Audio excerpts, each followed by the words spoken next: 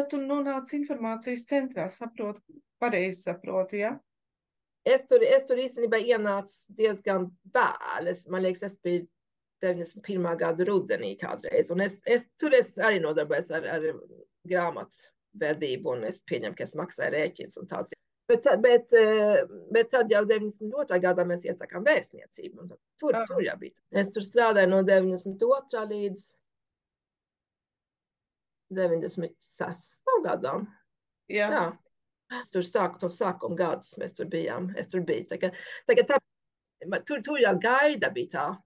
Gaida Rulli bija tā, kas bija visvairāk tā, kas viņa bija sekretāra. Viņa ļoti tur. Es tikai atceros, ka viņi visu laiku stāvēja pie faksa aparāta un mēģināja dabūt caur faksu uz Latviju, un cik tas jau arī prasīts. Es nezinu, prasīt 10 stundas, ka man kaut ko dabūt cauri. Es atceros, ka es runāju ar Imantu Grosu par to, ja tajā intervijā viņš stāstīja, ka tur no rītiem bija kilometriem gara faksa Latvijas visi jauni, un tas pats uz otru pusi, es saprotu. Jā. Vai ir kaut kādi īpaši gadījumi, ko tu atceries, par ko varbūt tev smiekli, vai varbūt ļoti skumji, vai kaut kas tāds? No informācijas kantora es tikai atceros, ka mums bija pieņemšana un gaida bija atradus kaut kādu. Tas vienkārši smiekli. Viņi bija atradus kaut kā tādu maziņu daiktiņā, ko var izspiest maizē, tā kā tāds ruļi, aplīš, un tad viņi bija nolēmusi, ka mēs taisīsim tāds uzkols. Tie mašiem aplīšiem. Tas ir mēģināja pats kaut ko darīt, un mēs bijām pieraduši, ka mēs visu kaut ko paši sapam un darām, un tagad mums tas nebija jocīgi, bet es pēc tam kāpēc mēs taču varētu nopirkt kaut ko, tas sierus, vienkārši uzsies kaut ko, bet šit ir mazie aplīši.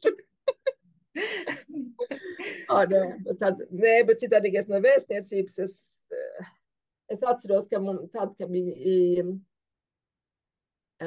pases jāizsniedz, un ka bija tās pirmās, laikam bija tik steidzīgi, tā kā tāpēc, ka bija vēlēšanas. Man liekas, ka bija tā, ka kaut kur māja beigās bija vēlēšanas. Un tad pirms tam mums bija visiem jāsniedz pases, un tad pirms tam mēs sapratām, visus reģistrējuši arī. Un tad mēs tā strādājām. Es biju mājas, un es zinu, kad es gāju mājās, tad, kad saulīts rietēja. Jā. Uzleca. Aha, rīt. Nakti. Un tieši tās varbūt to nedēļu pirms vēlēšanām vismaz. Un arī tās pasmašīnas nebija tik labas, tā, es nezinu, cik pas mēs tur samaitājām. Vienu butiņu nepareizi ierakst, un tad tur ir, jā. Tad jau tas viss bija manuāli. Es pats savu pasu uztaisīju sev. Jā.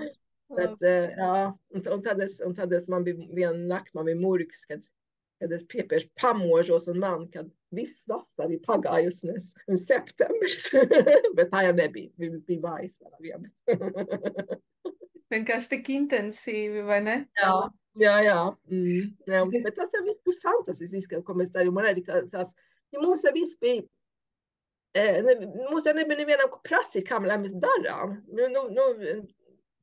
Diplomātiskā līmenī, tu jau arī prasīt Zviedrijām, saprotams, bet mums arī tikai tas, ka uz tām vēlēšanām mums vajadzēja kaut kur cilvēku stāvēt un vēlēt, un tad arī bija jāatzvan un jāizgudro, ko darīs, un tad mēs faktiski piezvanījām tai Zviedru vēlēšanas komisijām, dabam aizņemties no šķirms un tā, bet viss tas mums pašiem jau bija jāizgudro, un tad arī visu laiku telefons zvanīja, un cilvēki visās lietas prasa, visu kaut ko viņi arī prasīt, un tagad mums ļoti daudz laiks aizgāja atbildēt telefons sarunas.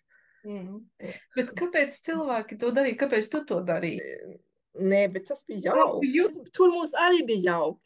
Bet atkal, mēs bijām visi, tur bija daži diplomāti no Latvijas, bet citādi mēs taču bijām Imants Giros, Kristīna Dakste, Kristīna Bergholz vīrs, tu atnāc un palīdzēja mums ar datorlietām. un tu tur vēl bija tāda palīga, kas nāca, kas mums bija, mēs bijām vienkārši draugi, kas strādājām. Mēs tikai turpinājām to, ko mēs bijām darījuši Eļļā. Tā kā es kaut kādā vienmēr esmu, ja man ir bijis kaut kāda interese, tad es tieši vien arī varēju strādāt ar to profesionāli vismaz. Ne, bet tas mums visiem bija jauki, bet viens pēc otru, ja, tie pirmie gadi, ja viņi bija ļoti intensīvi, bet viņi bija interesanti. Reizēm Latvijas ārlietu ministrs, es nebiju lokāli anställd, es nebiju vietējā. Tad viņi man būtu pārvietojuši kaut kur citur, un to es nebiju mieru. Es biju uz centrālā padome, mēs dziedājām vilcējās, mēs bijām Latvijā, dejoju, dziedāju kori, ne, bet Gotlands dziesmu svētkos es dziedāju. Dziesmu dienās, tas bija 79. gadā, tad es dziedāju.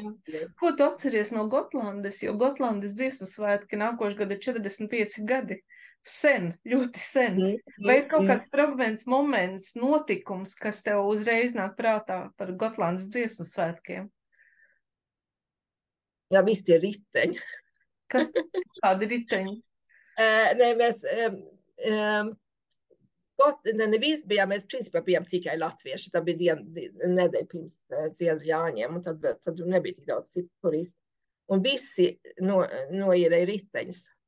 Un tā kā visi pārvietojās ar riteņiem, un tad bija tas centrs, kur bija tas krodziņš, kur visi cilvēki satikās vakaros, Boriem viņi saucās. Tur kad atbrauc vakarā, tad nebija, kur nolikt riteni. Tur bija riteņi visur.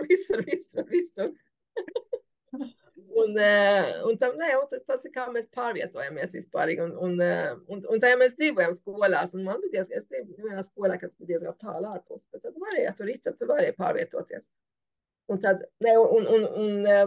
to, ko es arī laikā biju pagraba saimniec, Stokholmas pagraba saimniec.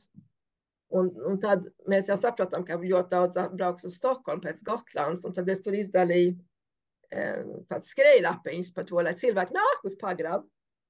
Un tas arī bija ļoti labs veids, kā vienkārši arī iepazīties ar citiem cilvēkiem. Un tā, ka tas ir, ko es daudz tur darīju. Un es laikam to tik labi izdarīju, tā kā, kad tur bija tas satiksmās Stokholmā. Tas pagrabs nav tik liels, tur varbūt var, principā, teiksim, jā, 50 cilvēki, tad tur ir diezgan šaurs. 300 atnāca. Labs darbs. Jā, un mums bija alles izbeidzās tūlīt, tā kā mēs vienkārši aizgājām uz bodu, tur jau nedrīk, tur vienkārši varēja nopirkt vieglu āliņu, mēs nopirkām vieglu āliņu un to vienkārši turpinājām pārdot cilvēkiem. Ok, jā. Jā, bet cit arī Gotlandē. Man liekas, es tur droši vien piedalīju, es dejoju, es zinu, un tas tā jau bija pirmo reizi, ka mēs tā kā dejojām, un tad vēl bija no citām valstīm, latvieši no citām valstīm dejoja, un kā tur vienkārši varēja salīdzināties ar citiem kaut kādā veidā. Tas bija diezgan interesanti. Man es dziedāju kori, un es piedalījos jaunatnes rītā. Tur jau viss bija, un tad mēs vēl pie tā plēsām biļetes. Tā bija tā lieta, tad tu stāvēji un tu pieņem tās biļetes, un tad kā paldies par to, tad tu vari paskatīties tu koncertu par brīvā. Tas ir poetiņ, ka mēs daudz darījām.